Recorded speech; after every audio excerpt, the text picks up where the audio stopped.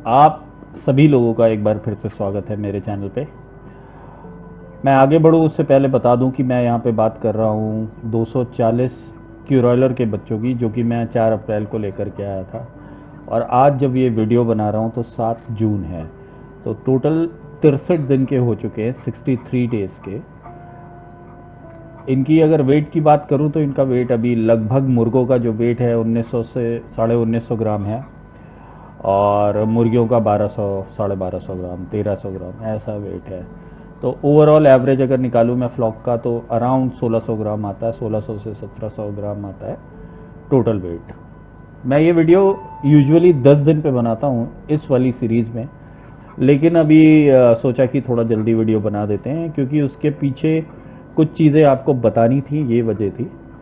बताना ये था कि इनको अभी कॉक्सीडियोसिस हो गया था, मैंने पिछले वीडियो में भी बताया था, और दवाई चलाई थी तो ठीक हो गया था। तो दवा जो मैंने चलाई थी इनकी कॉक्सीडियोसिस की, वो दवा मैंने चलाई थी रैनकॉक्स। अच्छा, रैनकॉक्स चलाने के बाद भी कुछ मुर्गियों के बीट में मुझे ब्लड दिख रहा था, तो उसको पूरी तरीके से क्योर नहीं हुआ था। तो मैंने जिस दिन रैनकॉक्स बंद करी उसके एक दिन छोड़ करके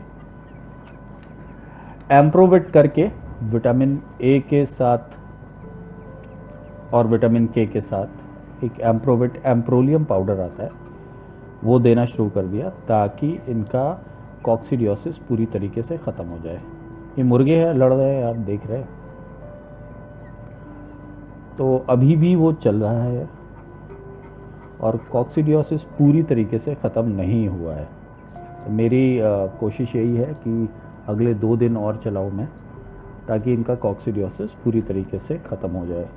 अच्छा, अब बात कर लेते हैं कॉक्सीडियोसिस होता कैसे है। कॉक्सीडियोसिस ऐसे होता है कि एक ये प्रोटोजोआ होता है जो कि मिट्टी में, गंदे पानी में, हर जगह होता है। जैसे हमारा पेट ख़राब हो जाता है तो उसके पीछे एक अमीबा होता है रिस्पॉन्सिबल, तो उसी तरीके का ये भी एक प्रोटोजोआ होता है, और जो कि 1 साल तक किसी भी फार्म में अगर आ गया तो वो रहता ही रहता है।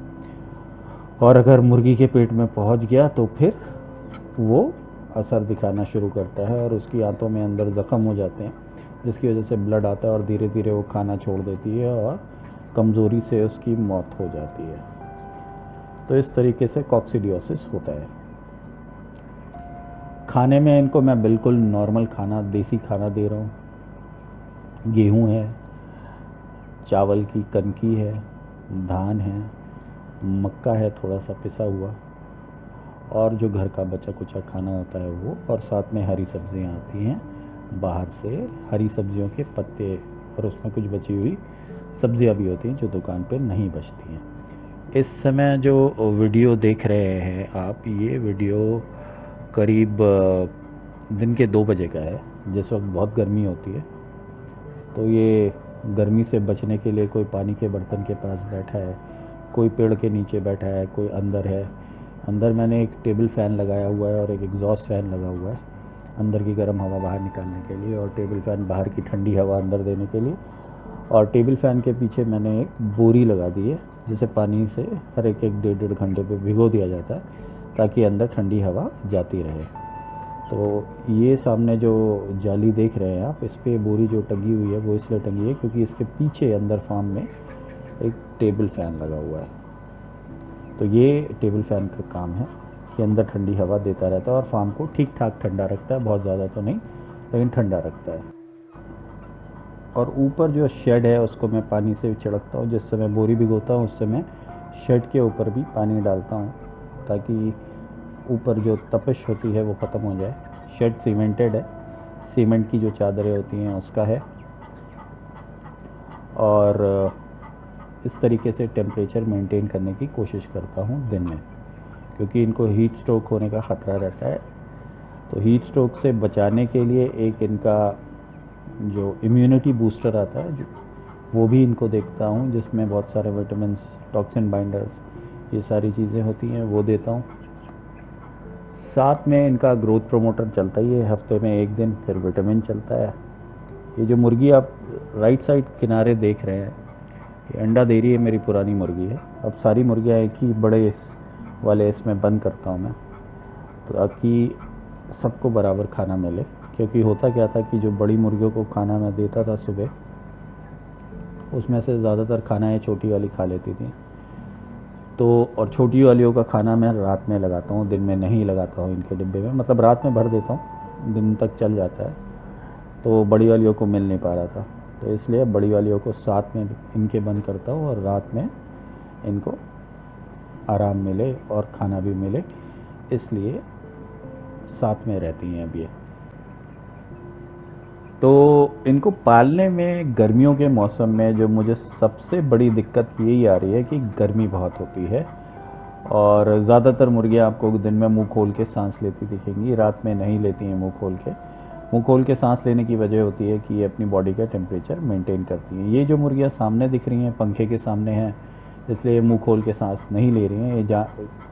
इसीलिए यहाँ पर सारी इकट्ठा है क्योंकि सामने पंखा चल रहा है और बोरी से ठंडी हवा आ रही है। ये जो एक बड़ी मुर्गी है ये ज़रूर खोल के मुंह सांस ले रही है, लेकिन छोटी मुर्गियों के लिए ठीक लग रहा है उन्हें टेम्परेचर। बड़ी मुर्गियाँ मोटी हो जाती हैं, उनका फैट कंटेंट ज़्यादा होता है, इसलिए शायद ज़्यादा गर्मी लग रही है।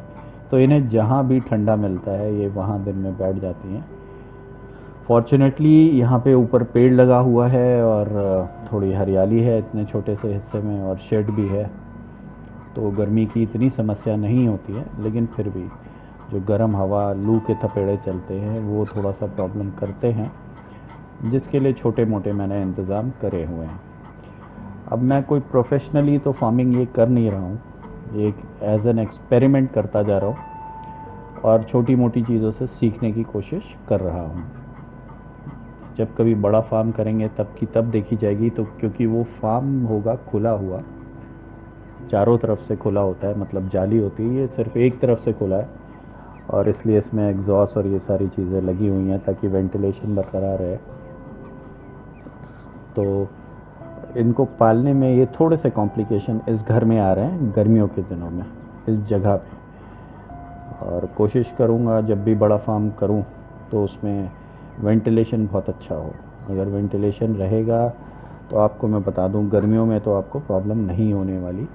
ठंडक का आपको हिसाब करना होगा कि ऊपर स्प्रिंकलर लगाने होंगे शेड को ठंडा रखने के लिए, और ताकि अंदर टेम्परेचर मेंटेन रहे। क्योंकि एक ख़ास चीज़ होती है, 30 के ऊपर जब भी टेम्परेचर होता है फार्म के अंदर तो मुर्गियाँ मुंह खोल के सांस लेने लगती हैं, वो गर्मी हो जाड़ा हो कभी भी हो। तो अभी तक का ये अपडेट था। मेरे साथ मेरे चैनल पर जुड़े रहने के लिए बहुत बहुत धन्यवाद। मिलते हैं नेक्स्ट वीडियो में। वीडियो देखने के लिए धन्यवाद।